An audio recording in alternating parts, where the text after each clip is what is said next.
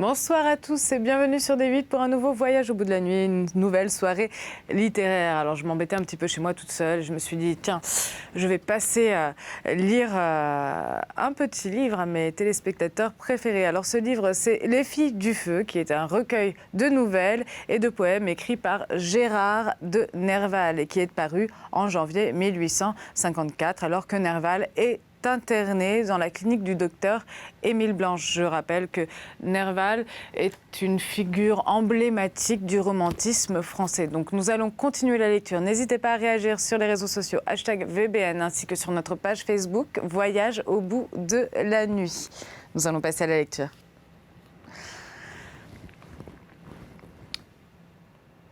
Donc nous en étions à la nouvelle Sylvie et au chapitre 6, donc Otis. Au sortir du bois, nous rencontrâmes de grandes touffes de digital pourpré. Elle en fit un énorme bouquet en me disant « C'est pour ma tante, elle sera si heureuse d'avoir ces belles fleurs dans sa chambre. » Nous n'avions plus qu'un bout de plaine à traverser pour gagner Otis. Le clocher du village pointait sur le coteau bleuâtre qui vont de Montmélian à Dammartin. La Tève bruissait de nouveau parmi les grès et les cailloux, s'amincissant au voisinage de sa source, où elle se repose dans les prés, formant un petit lac au milieu des glaïeuls et des iris. Bientôt, nous gagnâmes les premières maisons. La tante de Sylvie habitait une petite chaumière bâtie en pierre de grès inégal que revêtaient des treillages de houblon et de vignes vierges. Elle vivait seule de quelques carrés de terre que les gens du village cultivaient pour elle depuis la mort de son mari. Sa nièce arrivant, c'était le feu dans la maison. « Bonjour la tante, voici vos enfants, » dit Sylvie. « Nous avons bien faim. » Elle l'embrassa tendrement, lui mit dans les bras la botte de fleurs, puis songea enfin à me présenter en disant « Hey, c'est mon amoureux. » J'embrassai à mon tour la tante qui dit « Il est gentil. C'est donc un blond. Oh, il a des jolis cheveux fins. » Ah non, ça c'est Sylvie qui dit ça. « Il a de jolis cheveux fins, » dit Sylvie. « Cela ne dure pas, dit la tante. Mais vous avez du temps devant vous. Et toi, qui es brune, cela t'a sorti bien. Il faut le faire déjeuner, la tante, dit Sylvie. Et elle alla cherchant dans les armoires, dans la huche, trouvant du lait, du pain bis, du sucre, étalant sans trop de soin sur la table les assiettes et les plats de faïence émaillés de larges fleurs et de coques au vif plumage.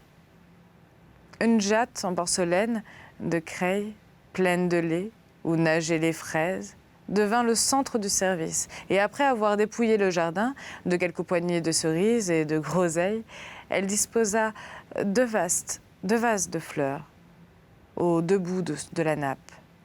Mais la tante avait dit ces belles paroles. Tout cela, ce n'est que du dessert. Il faut me laisser faire à présent. Et elle avait décroché la poêle et jeté un fagot dans la haute cheminée.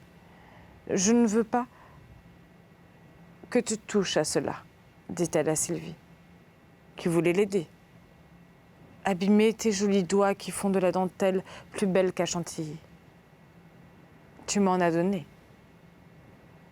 Et je m'y connais. » Ah, oui, la tante.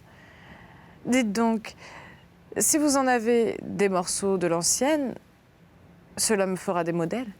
Eh bien, va voir là-haut, dit la tante. Il y a peut-être dans ma commode. Donnez-moi les clés, reprit Sylvie. Bah, dit la tante, les tiroirs sont ouverts. Ce n'est pas vrai, il y en a un qui est toujours fermé. Et pendant que la bonne femme nettoyait la poêle, après l'avoir passée au feu, Sylvie dénouait, dépendant de sa ceinture, une petite clé d'un acier ouvragé, qu'elle me fit voir avec triomphe. Je la suivis, montant rapidement l'escalier de bois qui conduisait à la chambre. Ô jeunesse, ô vieillesse, sainte. Qui donc eût songé à ternir la pureté d'un premier amour dans ce sanctuaire des souvenirs fidèles? Le portrait d'un jeune homme du bon vieux temps souriait avec ses yeux noirs et sa bouche rose. Dans un ovale, au cadre doré, suspendu à la tête du lit rustique, il portait l'uniforme des gardes-chasse de la maison de Condé. Son attitude à demi martiale, sa figure rose et bienveillante, son front pur sous ses cheveux poudrés, relevait ce pastel médiocre peut-être des grâces de la jeunesse et de la simplicité. Quelques artistes modestes, invités aux chasses princières, s'étaient appliqués à le pourtraire, de son mieux, ainsi que sa jeune épouse, qu'on voyait dans un autre médaillon, attrayante, maligne, élancée dans son corsage ouvert à l'échelle de ruban, agaçant de sa mine retroussée un oiseau posé sur son doigt. C'était pourtant la même bonne vieille qui cuisinait en ce moment, courbée sur le feu de l'âtre.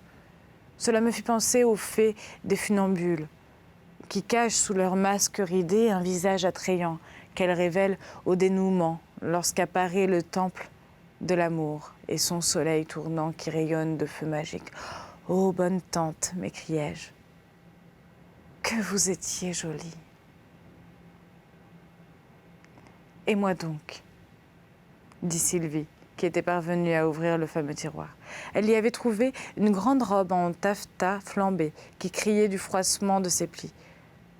« Je veux essayer si cela m'ira, » dit-elle.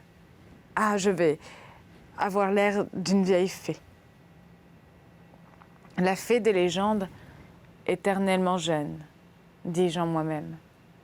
Et déjà Sylvie avait dégrafé sa robe d'indienne et la laissé tomber à ses pieds. La robe étoffée de la vieille tante s'ajusta parfaitement sur la taille mince de Sylvie, qui me dit de la graffer. Oh, les manches plates, que c'est ridicule, dit-elle. Et cependant, les sabots garnis de dentelle découvraient admirablement ses bras nus, la gorge s'encadrait dans le pur corsage au tulle jauni, au ruban passé, qui n'avait serré que bien peu les charmes évanouis de la tante. « Mais finissez-en, vous ne savez donc pas agrafer une robe ?» me disait Sylvie. Elle avait l'air de l'accorder de village de Greuze. « Il faudrait de la poudre, dis-je. Nous allons en trouver. » Elle fureta de nouveau dans les tiroirs. Oh, que de richesse, que cela sentait bon, comme cela brillait, comme cela chatoyait de vives couleurs et de modestes clinquants. 2 éventails de nacre un peu cassés, des boîtes de pâtes à sujet chinois, un collier d'ambre et 1000 fanfreluches, parmi lesquels éclataient 2 petits souliers de drogués blancs, avec des boucles incrustées de diamants d'Irlande. Je veux les mettre, dit Sylvie, si je trouve les bas brodés. Un instant après, nous déroulions des bas de soie, roses, tendres, à coins verts. Mais la voix de la tante, accompagnée du frémissement de la poêle, nous rappela soudain la réalité. « Descendez vite !» dit Sylvie, et quoi que je puisse dire, elle ne me permit pas de l'aider à se chausser. Cependant, la tante venait de verser dans un plat le contenu du poêle. Une tranche de lard frite avec des œufs. La voix de Sylvie me rappela bientôt. « Habillez-vous vite !» dit-elle, et entièrement vêtue elle-même, elle me montra les habits de noces du garde-chasse réunis sur la commode. En un instant, je me transformais en mariée de l'autre siècle. Sylvie m'attendait sur l'escalier et nous descendîmes tous deux en nous tenant par la main. La tante poussa un cri en se retournant. Oh, « Mes enfants !» dit-elle. Et elle se mit à pleurer, puis sourit à travers ses larmes. C'était l'image de sa jeunesse. Cruelle et charmante apparition. Nous nous assîmes auprès d'elle, attendris et presque graves. Puis la gaieté nous revint bientôt, car le premier moment passé, la bonne vieille ne songea plus qu'à se rappeler les fêtes pompeuses de sa noce. Elle retrouva même dans sa mémoire les chants alternés, d'usage alors, qui se répondaient d'un bout à l'autre de la table nuptiale. Et le naïf épithalame qui accompagnait les mariés en rentrant après la danse. Nous répétions ces strophes si simplement rythmées avec les hiatus et les assonances du temps, amoureuses et fleuries comme le cantique de l'Ecclésiaste. Nous étions l'époux et l'épouse pour tout un beau matin d'été. Chapitre 7, Chalice. Il est 4 heures du matin. La route plonge dans un pli de terrain, elle remonte. La voiture va passer à Aury, puis à La Chapelle. À gauche, il y a une route qui longe le bois d'Alatte. C'est par là qu'un soir, le frère de Sylvie m'a conduit dans sa carriole à une solennité du pays. C'était, je crois, le soir de la Saint-Barthélemy. À travers les bois, par des routes peu frayées, son petit cheval volait comme au sabbat. Nous rattrapâmes le pavé à Mont-l'Évêque et quelques minutes plus tard, nous nous arrêtions à la maison du garde, à l'ancienne abbaye de Chaly. Chaly est encore un souvenir. Cette vieille retraite des empereurs n'offre plus à l'admiration que les ruines de son cloître aux arcades byzantines, dont la dernière rangée se découpe encore sur les étangs. Restent oubliées des fondations pieuses, comprises parmi ces domaines qu'on appelait autrefois les métairies de Charlemagne.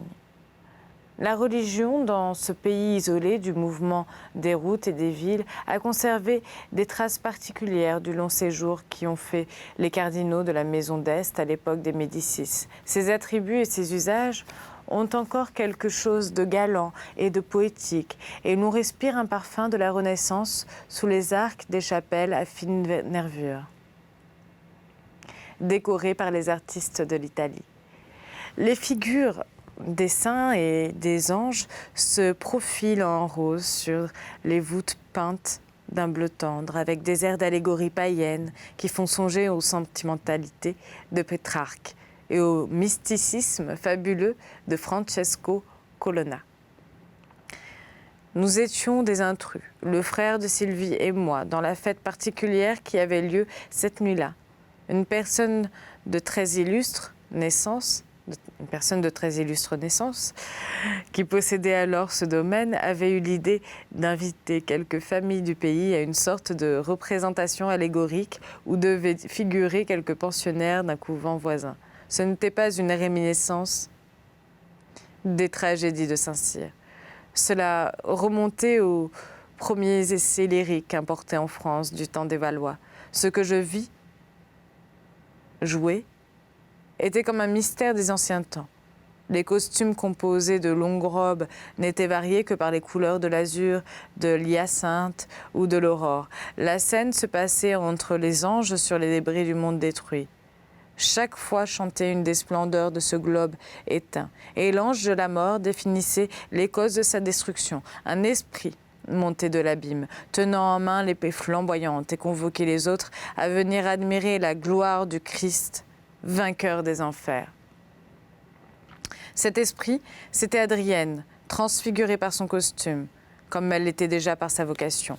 Le nimbe de carton, doré, qui ceignait sa tête angélique, nous paraissait bien naturellement un cercle de lumière. Sa voix avait gagné en force et en étendue, et les fioritures infinies du chant italien, brodées de leur gazouillement d'oiseaux, les phares sévères d'un récitatif pompeux. En me retraçant ces détails, j'en suis à me demander s'ils sont réels, ou bien si je les ai rêvés. Le frère de Sylvie était un peu gris ce soir-là. Nous nous étions arrêtés quelques instants dans la maison du garde, où ce qui m'a frappé beaucoup,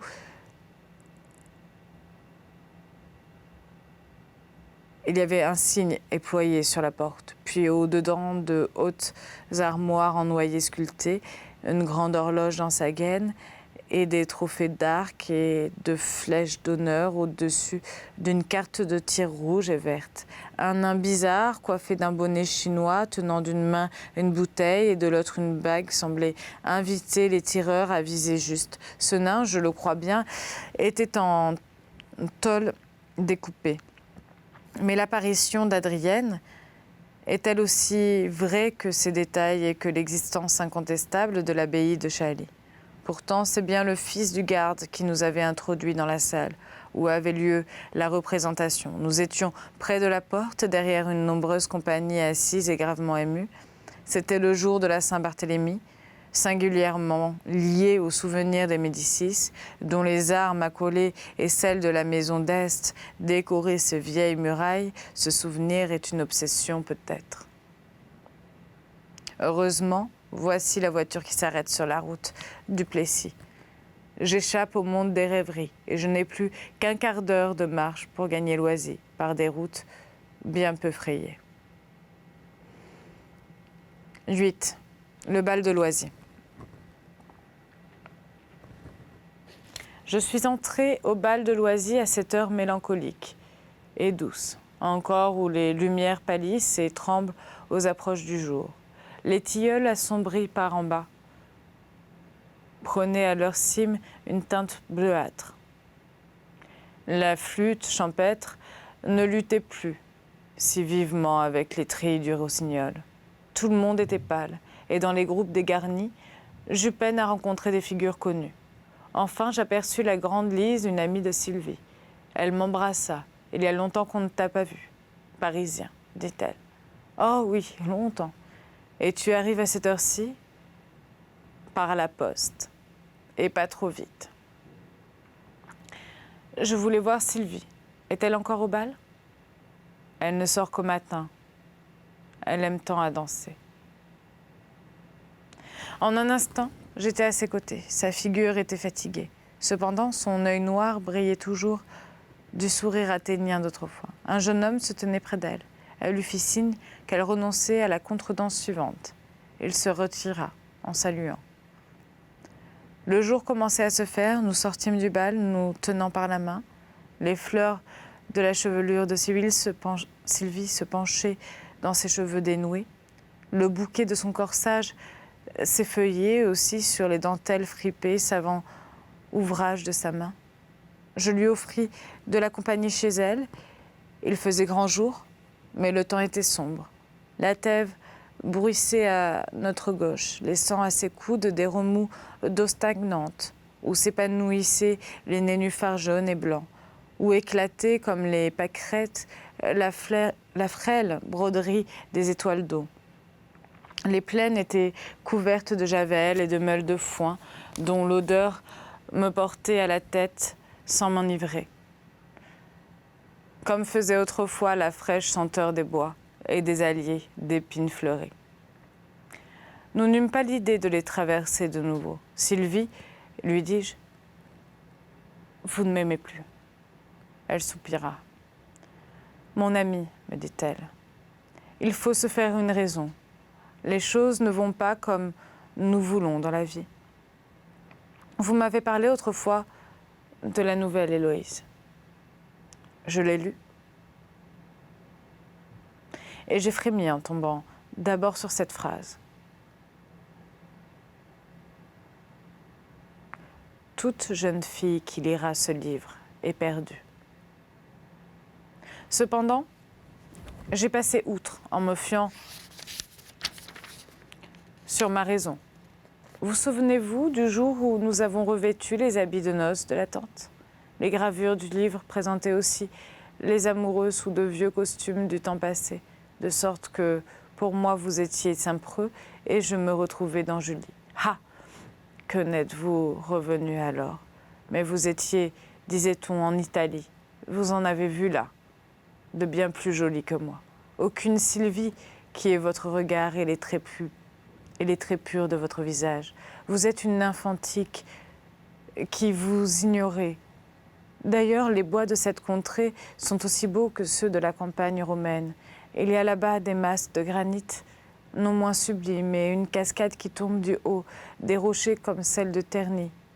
Je n'ai rien vu là-bas que je puisse regretter ici. Et à Paris, dit-elle. À Paris,